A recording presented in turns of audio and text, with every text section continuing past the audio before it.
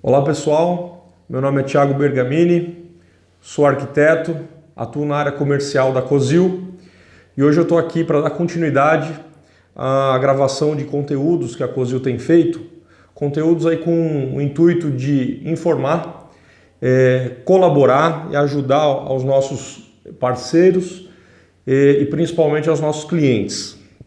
Nos últimos tempos de Covid-19, temos falado muito sobre planejamento, sobre a importância do planejamento no universo da alimentação, da cozinha profissional, da cozinha industrial, ou até usando o termo correto, o planejamento para sistemas de alimentação.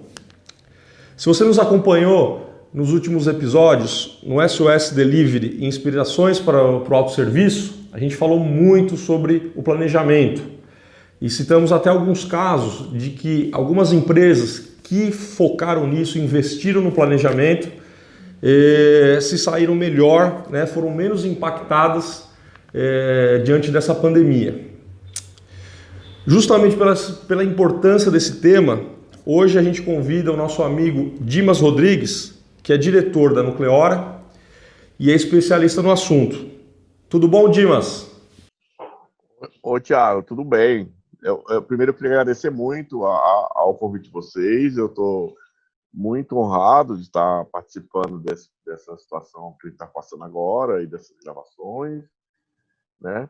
É, e, assim, é muito bom trocar essas informações, principalmente com vocês da COSIL, principalmente você, que a gente tem uma longa experiência, muito antes de você estar aí na área comercial, quando você ainda estava na área técnica.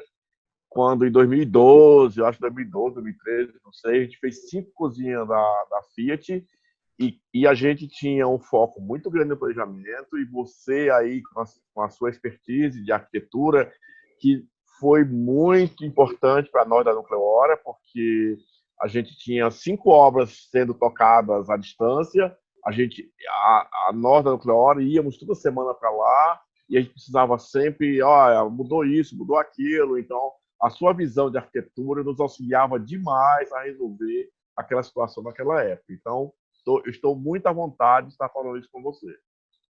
Legal, Dimas. Seja bem-vindo. É um prazer também falar contigo aí. A ideia é que hoje seja um bate-papo tranquilo aí, né? E antes de a gente entrar no tema, né, de planejamento, Dimas, eu gostaria que você fizesse uma gentileza aí, se apresentasse aí, falasse um pouco da sua experiência, né, da sua expertise e da sua carreira. Uhum. Bom, eu sou diretor da Nucleora. A Nucleora foi uma empresa criada há 3 décadas atrás, né? E a Nucleora nasceu da razão do meu crescimento profissional. Eu comecei inicialmente como engenheiro residente de uma obra do Instituto of Fluids, que tinham características bem específicas, e naquela ocasião a gente que estava na frente da obra se envolveu com um fornecedor que ia fornecer todos os artefatos de aço inox, e naquela ocasião esse envolvimento com esse fornecedor acabou me convidando para gerenciar a área industrial dessa empresa. Essa empresa foi a Crown, ela já não está mais no mercado, mas foi inclusive quem trouxe a marca Hach para o Brasil inicialmente. Naquela ocasião, eu passei da construtora, fui para a Crown, onde eu fui gerente industrial por 2 anos e meio dessa empresa, e foi aí que eu tive o contato com a cozinha, foi aí que eu comecei a perceber que não tínhamos literatura e que todo mundo estava falando um monte de coisa, mas essas coisas, algumas coisas tinham muito nexo e algumas coisas eram desconexas. E como a gente, que é um profissional da área de engenharia, a gente tem a razão muito forte. Então, essa razão, a minha lógica, procurava encontrar onde que estava a interseção de tudo isso. E aí essa minha curiosidade foi aumentando, aumentando, e com a experiência toda na Crown, eu saí da Crown e fui para a Brasinox, que era uma grande empresa de cozinhas profissionais, né? É, por volta, isso foi por volta de 88, de 90, praticamente 90. Eu fui chamado para trabalhar na Crown na Brasinox, porque a Brasinox, que era uma empresa do Nordeste, tinha vendido muita cozinha aqui no Sudeste e precisava alguém de planejamento para planejar essas obras e fazer as instalações. E aí eu assumi essa área na Brasinox. Logo depois eu fui para a área comercial da Brasinox, onde eu dava apoio técnico comercial para o pessoal de vendas. E da Brasinox, eu saí da Brasinox e fui para a Sodexo do Brasil, onde na Sodexo eu fui gerenciar os projetos da Sodexo. Naquela ocasião, a Sodexo era muito forte nessa situação de projetos, que não necessariamente seriam só projetos que ela operaria, mas ela fazia projetos em geral, de sistema de alimentação. Aí, com essas experiências todas, em 90, no final de 90, eu acabei com mais 2 sócios montando a Nucleora. Então a Nucleora já tá na terceira década, né? A gente já está quase colocando o pé na quarta década. É isso, essa toda essa experiência toda me fez, né, montar toda a estrutura que a Nucleora tem agora. Tá, e me fala um pouquinho, Dimas, sobre a estrutura aí da Nucleora, a especialidade da Nucleora. Bom, a Nucleora, eu sou um profissional de engenharia, né? Mas todo mundo que trabalha aqui com a gente são arquitetos, né? Porque a gente trabalha com planejamento e projeto, então tem que ligar essa situação. Então a gente é muito mais forte na elaboração dos projetos. Então, um profissional adequado para isso para a gente, na minha concepção, são os arquitetos. Então, meu pessoal basicamente são arquitetos e a nossa estrutura trabalha sempre em fazer. A gente trabalha desde o mais simples café até o catering mais complexo. A gente não tem nenhuma escolha, isso aqui é melhor, isso aqui eu prefiro trabalhar com isso, com aquilo. Não, a gente não tem essa escolha. É claro que a minha experiência por essas fabricantes de equipamentos e por uma operadora de restaurante, ela me levou para trabalhar com as cozinhas maiores. Então, no mercado, eu sou o que trabalha com as cozinhas mais industriais, como se chamariam, né? De maior porte, né, Dimas? Isso. Para indústria, hospitais, escolas. É muito forte o nosso trabalho nessas áreas, escolas, mas a gente também tem um braço aqui que a gente trabalha muito em restaurante comercial. A gente tem alguns restaurantes menores que a gente faz também aqui, com uma participação muito forte junto ao cliente, né? E nós temos um braço que a gente trabalha muito hotelaria, né? Que é onde a gente lida muito com os gerentes de alimentos e bebidas, e no hospital, nutricionistas. Então, a gente tem assim, para cada tipo de sistema de alimentação, a gente tem um perfil, tanto de cliente como do nosso envolvimento aqui também. Legal, Dimas. Poxa, com um currículo desse aí, eu tenho certeza aí que a nossa conversa aí vai ser muito rica e a gente vai conseguir absorver muito conhecimento. Eu queria fazer agora, antes da gente entrar na discussão, né, nos questionamentos, eu queria fazer um resumo de como que vai ser esse nosso bate-papo, tá? Como a gente vai falar de muitos assuntos, a gente vai dividir em 3 episódios, tá? Esse primeiro episódio a gente vai falar de fatores que devem ser avaliados durante a etapa do planejamento. No próximo episódio a gente vai falar como planejar a performance da operação. E no último, lições de planejamento que a Covid-19 nos deixa. Tá bom, Dimas? Vamos assim? Aí podemos começar? Sim, claro. Vamos lá. Eu já queria começar te perguntando aí, fazer uma pergunta bem abrangente, né? Uma pergunta bem complexa, né? No momento da concepção, né, do projeto, né, do planejamento, quais são os fatores, Dimas, que a gente, independente de coronavírus, tá? Independente desse momento que a gente está passando, quais são os fatores que devem ser avaliados no momento, nessa etapa, né? Na etapa de concepção de projeto? Ok. Eu acho assim, nós temos algumas perguntas que a gente faz no caminho do planejamento, né, para se fazer um projeto. A primeira pergunta é o que fazer. Então, o que eu vou fazer? O meu cliente está me procurando porque quer uma cozinha ou um restaurante para fazer vamos supor, um restaurante comercial e eu tenho umas características desse produto, né, que é o alimento que ele vai servir. Aí a segunda pergunta, para quem vou fazer isso? Então, o que eu vou fazer e para quem eu vou fazer? Quem é que eu vou fazer? Se for um restaurante comercial, é a população que mora em volta desse restaurante, que quer se alimentar daquilo que eu vou produzir aqui, né? E aí eu tenho que ter algumas características dessa população. E o que é mais importante, quantas pessoas eu vou prever que eu vou servir?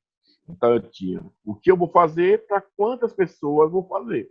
Seja um comercial ou não, o meu cliente, ele pode, assim, ele quer ter o máximo de clientes possível, mas ele tem um número que ele está fazendo o planejamento dele. Então, é um restaurante com 60 lugares, com 80 lugares, 2 lugares. Se for um restaurante industrial, é um restaurante de uma indústria e eu tenho que servir 3.000 e poucas pessoas, né, no almoço.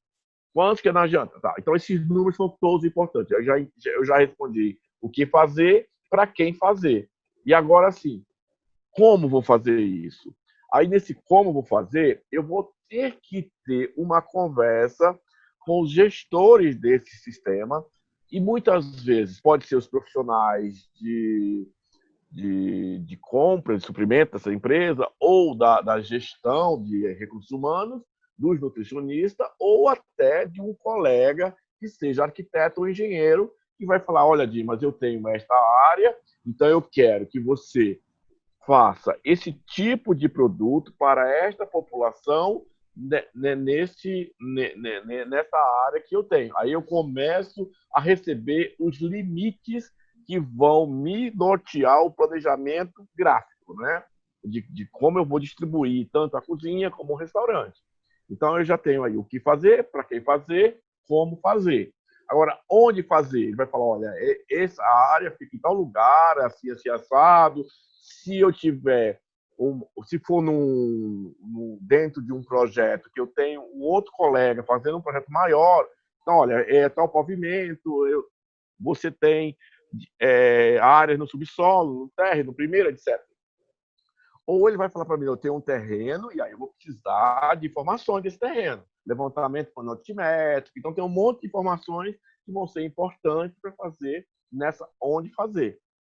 Depois que tudo isso estiver organizado, a gente começa a fazer o nosso planejamento de projeto, e aí a gente faz o estudo preliminar, a gente vai para a discussão com esse cliente, e o cliente vai, olha, tá ok, é assim, é assado, e aí é o primeiro momento onde a gente vai discutir com o cliente a questão cultural desse cliente.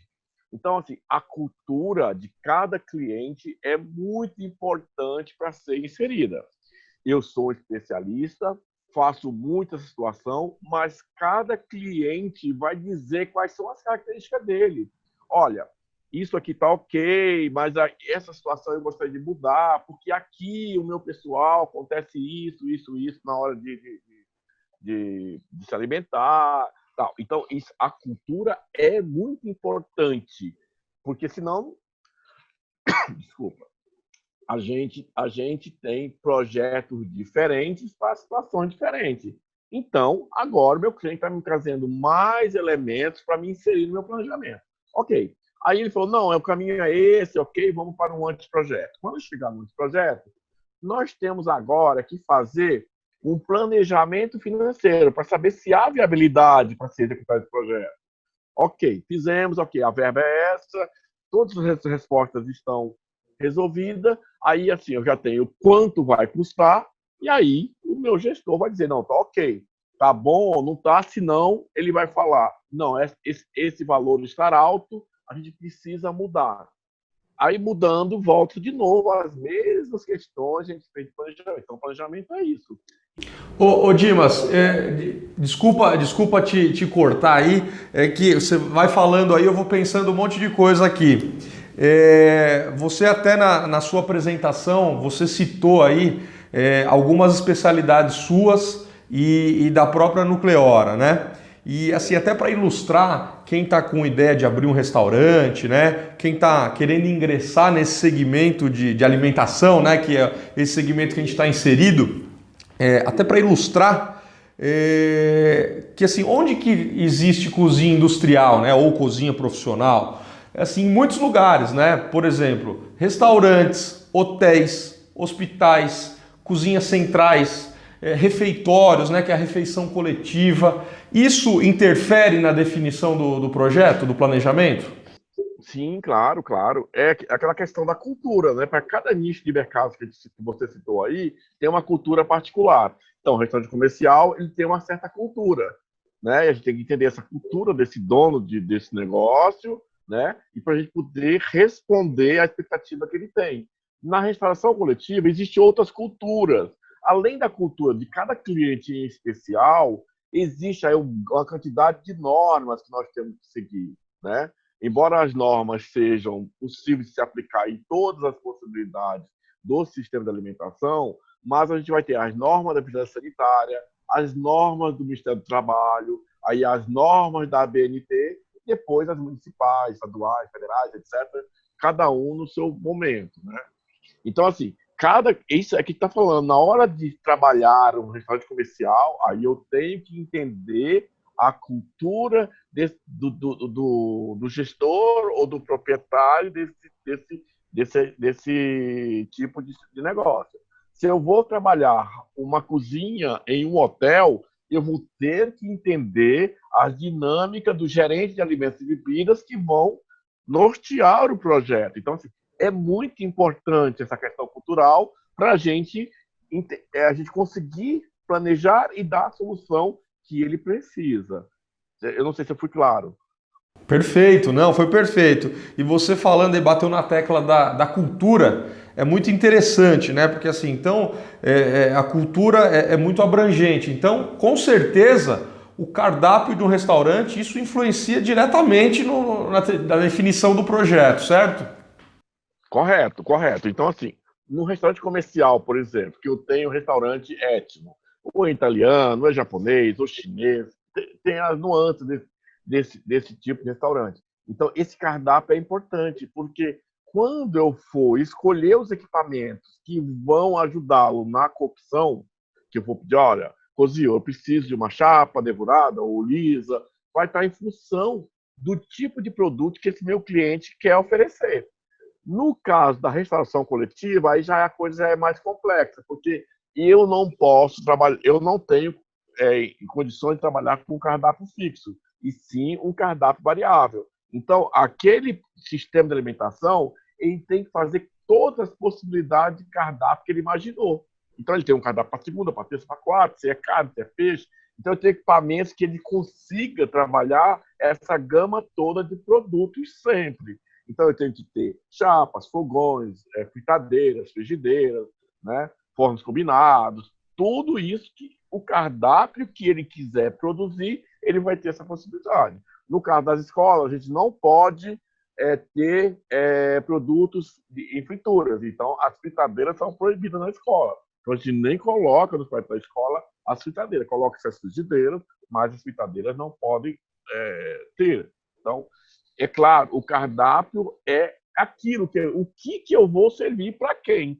Então, o cardápio é o que vou servir. Então, o que eu vou servir, eu preciso sempre saber, porque ela vai nortear todo o planejamento. Todo o planejamento tem a ver com esse cardápio, né? Nos estoques, nas áreas climatizadas, nas áreas refrigeradas e na cocção, com certeza, que é o mais importante para esse cardápio. Bacana, Dimas. Vou pegar um outro gancho aí da sua última fala, que você falou sobre normas técnicas, né? Normas ABNT, própria Anvisa, né? A vigilância sanitária. E a questão do sistema, né? Os parâmetros de sistema de ventilação, que isso é uma dúvida que muita gente tem, é até um tabu no nosso segmento, uma área complexa, né? Sistema de ventilação, para quem não sabe, é a parte de exaustão e insuflamento, né? A retirada dos gases e a inserção do ar novo no ambiente de cozinha. E isso daí, Dimas, como você enxerga isso daí na definição do projeto? Isso aí tem a ver com o conforto o conforto das pessoas que trabalham nessa área. A gente está fazendo projeto porque as pessoas vão usar as áreas. Então, eu tenho que resolver todas as questões técnicas de cardápio, de conversor, de equipamento, etc., mas também as condições que essas pessoas vão trabalhar para não ter hipotermia, para não ter nenhum problema com temperatura. Então, assim, nós vamos ter que planejar essas áreas de tal forma que as condições de trabalho, de conforto delas, sejam respeitadas. Para isso, é muito importante a gente ter, nesse momento, um colega que vai trabalhar com a gente naquilo que a gente chama de HVACR, né? Que é ventilação, exaustão, ar-condicionado, refrigeração, climatização, etc. Então, é muito importante esse profissional, depois que a gente define toda essa estrutura de cardápio, de projeto, etc. Aí é a vez dele. Porque ele vai calcular uma vazão de extração, né, que a cocção puxa, que é importante para tirar a fumaça gordurosa, as questões de cheiro, de gordura, etc. Mas quando ele faz esse cálculo de vazão que ele retira, ele também tem que repor a quantidade dessa vazão que ele retirou. Aí ele vai ter que fazer insuflamento de ar. Além disso, existem normas específicas de ventilação, além da exaustão, que definem as temperaturas de trabalho em função das condições do Ministério do Trabalho ou da própria Anvisa, etc. E aí nós temos as temperaturas de trabalho. Então, assim, dentro do estoque, por exemplo, nós temos uma legislação que diz que a temperatura lá tem que ser por volta de 26 graus, porque tem a questão do chocolate, da margarina, que pode ser guardada no estoque. Aí nós temos as áreas climatizadas, que é onde eu vou processar carne. Eu tenho que ter tanto a CBS 6, não, perdão, a RDC 216 ou a CBS 6, que agora é a CBS 5, ela define que as áreas de processamento de carne, onde eu processo mais de meia hora a carne, ela tem que ser a 15 graus. Então, eu tenho que respeitar essa temperatura para não haver nenhuma transformação nesse produto. Nos outros produtos, que são saladas, sobremesas, não existe uma legislação que obrigue, na legislação da restauração coletiva, de que essas áreas precisam ser climatizadas, mas a gente observa como que são em outros países, e até quando a gente trabalha com produtos de CIF, claro, a gente não vai trabalhar com a temperatura de 10 graus, 20 graus, também para poder favorecer esse produto que está sendo fabricado nessas áreas. E aí, lá na cocção, eu não posso ter ar-condicionado jogado direto sobre as pessoas, porque a pessoa está recebendo um calor na parte frontal do corpo e pode estar recebendo ar-condicionado nas costas. Então, isso pode provocar um problema de saúde, uma pneumonia, uma gripe, etc. Então, nestas áreas, também deve-se trabalhar com uma temperatura por volta de 26 graus. Mas, assim, como eu vou trocar esse ar, eu faço a exaustão e aí eu faço suflamento. Suponhamos que eu estou num dia de 34 graus lá fora. Se eu estiver só fazendo suflamento, eu estou jogando o ar quente que está lá fora para dentro da cozinha, que já é uma área quente. Então, eu vou acabar aumentando a temperatura relativa daquele ambiente. Então, o ideal seria que esse insuflamento passasse por antes de jogar esse material dentro da cozinha. Mas a gente está falando tudo isso é tudo ok, a gente observa tudo isso, mas temos que respeitar o nosso colega que vai trabalhar com essas áreas, que vai observar como que ele se comporta.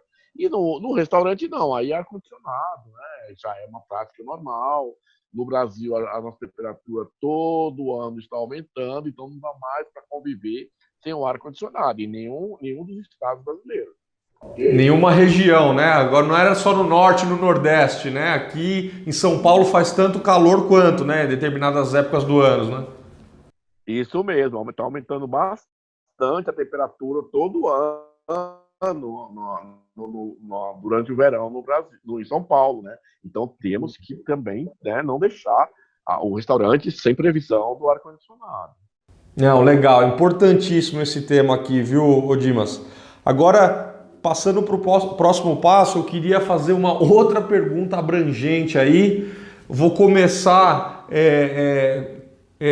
suave e o final dela é um pouco polêmico, tá? Que é a questão dos materiais, né? Dos materiais dentro da cozinha, né? Dentro do ambiente de cozinha.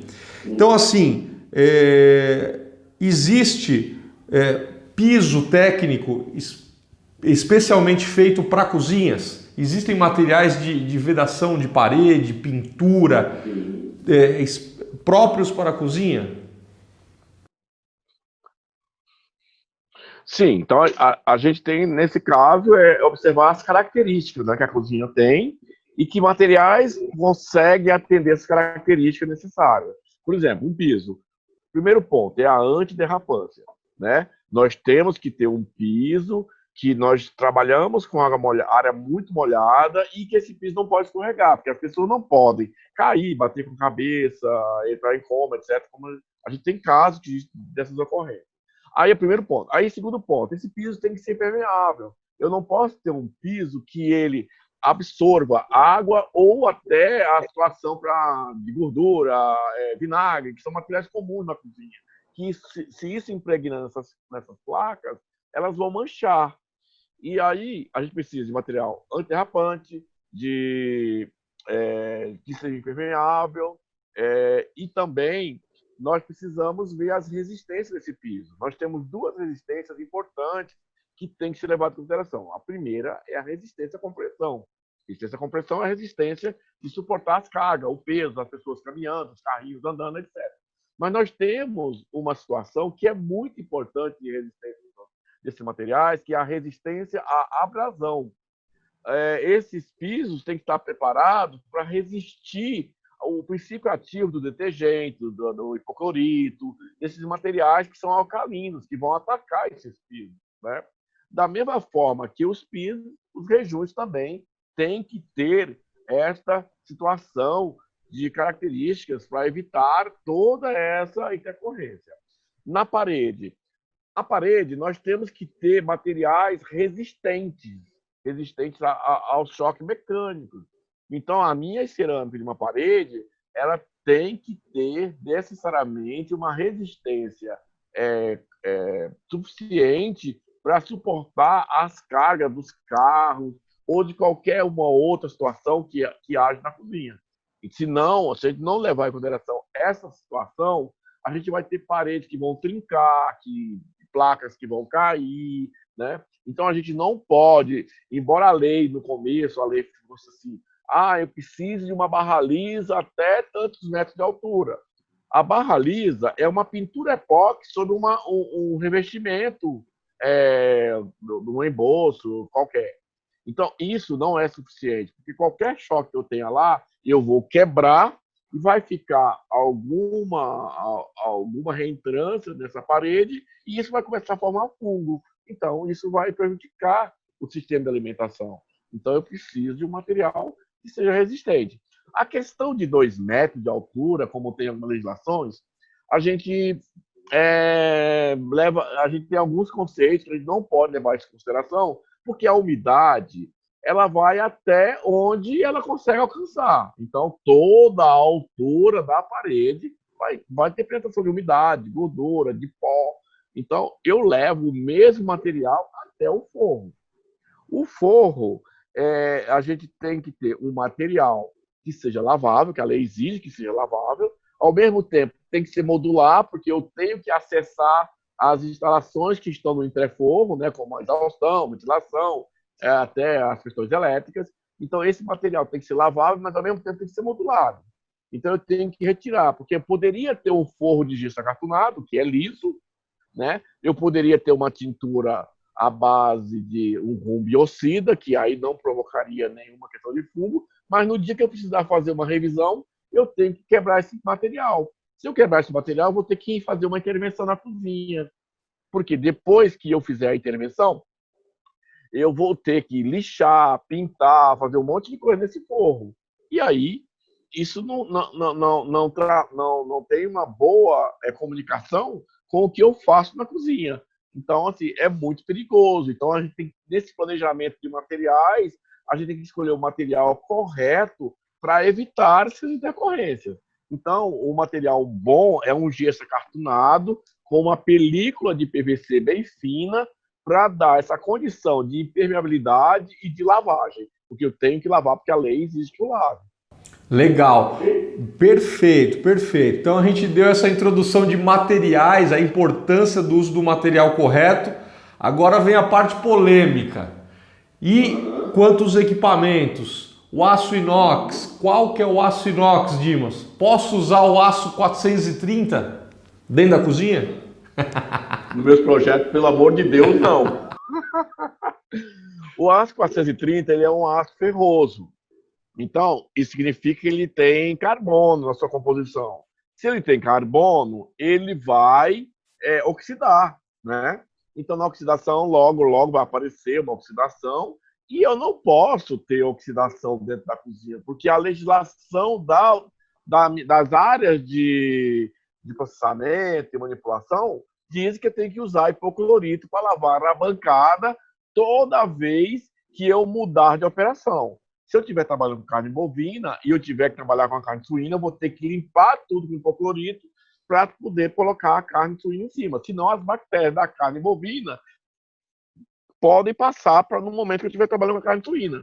Da mesma forma que eu estiver lidando com aves. Então, cada tipo de carne tem uma característica nas suas composições, né? Nas suas proteínas que vão deixar na superfície. Então, eu tenho que usar hipoclorito para limpar essa superfície.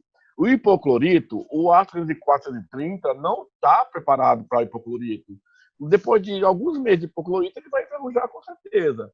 Então, o único aço que a gente sabe que vai trabalhar com segurança para atender o que a norma fala para as operações é o aço 304. Né? Então, no Brasil, a gente já está acostumado, 304, liga 18.8, quantidade de cromo e níquel, ok, adequado. Então, assim, por mais que muita gente, mas esse aço é caro, mas é o que atende à legislação pertinente. Né?